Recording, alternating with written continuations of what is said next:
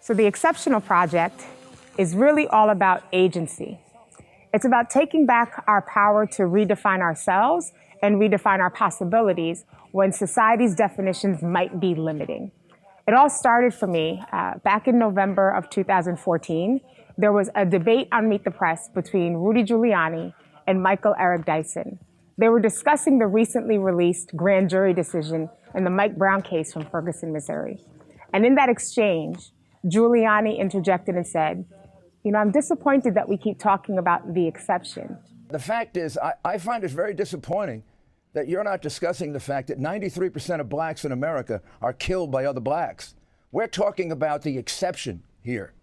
Well, look, first of all, go ahead, Michael. No, but this is about a trust issue. We are talking about the significant. We're talking about the significant exception. I got stuck. I couldn't think of Mike Brown's mom thinking of her son as a mere exception, or Akai Gurley's daughter thinking of her father as a mere exception. And it signified to me what I believe is a larger issue in the American psyche around how we perceive and value black men. And so I was motivated and compelled to work on a book called Exceptional: Black Men Leading, Living, and Loving, where we tell the story and share the images of 32 black men that I know and love, who are the names behind the numbers that we can be so easy to dismiss when we lose an important life. And so the Exceptional Project is an expansion of that book and of that work. And there are three key goals of the project. One is to engage in sustained transformative dialogue that results in real solutions. I'm not interested in the ebb and flow. I feel that when a tragedy happens, we have anger, and it's righteous anger, and it's rightful anger. And then we have protests that are often powerful protests, and there's a place for protesting.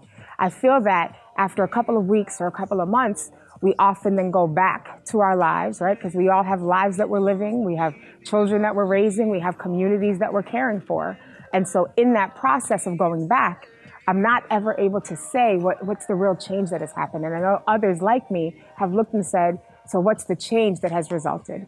And so Exceptional is committed to being a part of the conversation and the push after weeks, after months, no ebb, until we can look back and say real change has happened. And one of the ways that we're looking to do that is a 12-city speaking tour throughout 2017.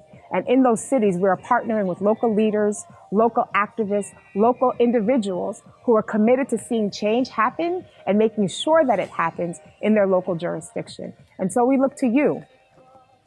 Come and be a part of this conversation. Come be a part of this movement. Make sure that implicit bias training that we've started to hear about actually begins to happen in cities like New York, in cities like Chicago, in cities like Baltimore or Dallas, or Ferguson, so that we can know that the lives that have been lost, right, with Mike Brown, Alton Sterling, Philando Castile, they haven't been lost in vain. We cannot replace them to the families who mourn them daily, but we can actually say that their loss resulted in real change for others.